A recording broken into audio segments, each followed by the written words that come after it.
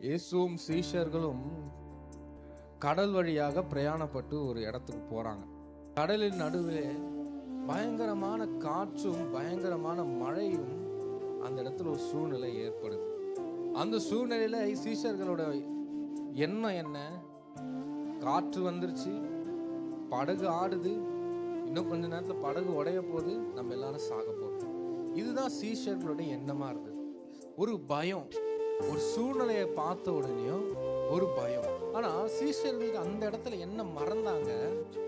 அதே படகுல தான் ஜீவனுள்ள தேவனும் இருக்கார் என்று மறந்து போயிட்டாங்க. இத்தனை நாள் நம்ம எப்படி இருந்தோம் அப்படின்னா, அந்த சூழ்நிலை கண்டு பயந்த சீஷர்கள் போலதான் நம்மளும். ஆண்டவர் என்னதமா சொல்றாரு? எப்பா, நீ பிரயாணப்படுற அதே படகுல தான் நானும் இருக்கேன். ஒரு விஷயம் ஆண்டவர் உங்களுக்கு சொல்றாரு, நீங்க பிரயாணப்படுகிற அதே இடத்துல அதே படகுல ஆண்டவரும் பிரயாணப்படுறார். ஆமென். எந்த சூழ்நிலை வந்தாலும் சரி, பொறுப்பு அவருக்கு.